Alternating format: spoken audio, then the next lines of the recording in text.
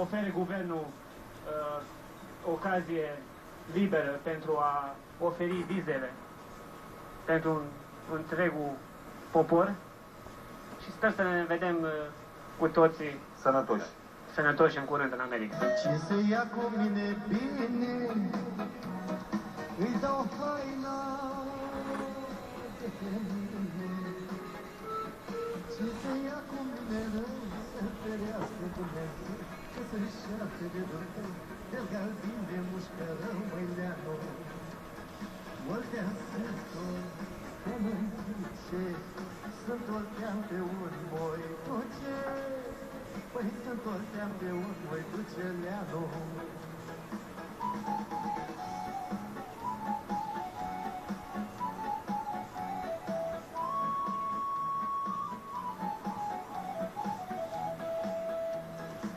Iar de maghinan, m-a făcut mulica oltean, sunt oltean de ziule, iubite și iubăreț, m-a făcut mama isteț, măi leanu. Oltean sunt oltean în zice, sunt oltean pe uri, măi duce. În momentul de față, pe site-ul cocalar.ro sunteți numărul 1? Ați urmărit site-ul? Nu, chiar nu am avut ocazia de mult timp să... În urma voturilor primite, dumneavoastră sunteți pe primul loc. Cum comentați? Dumneavoastră l-ați votat? Deci nu am timp, pur și simplu sunt foarte ocupat, nu am timp să mă loghez pe site-uri, să comentez fără niciun detaliu, deci...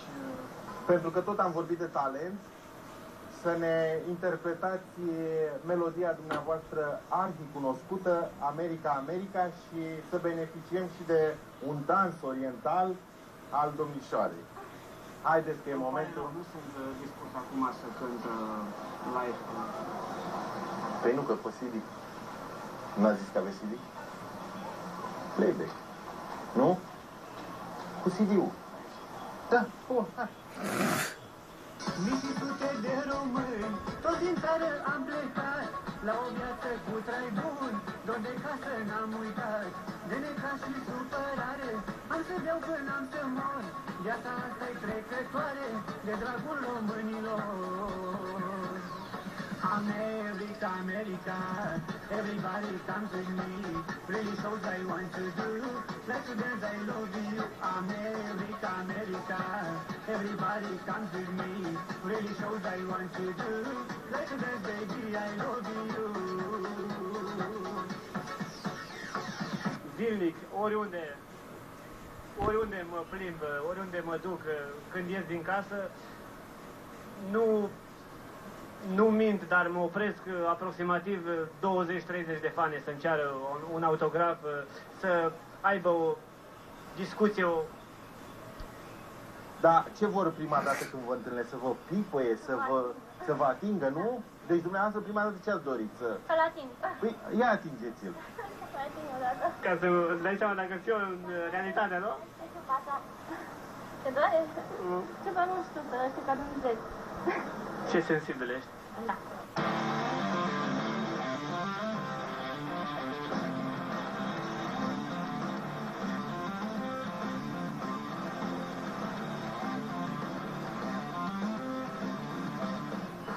Cum ți-ai dorit să arate un bărbat pentru tine?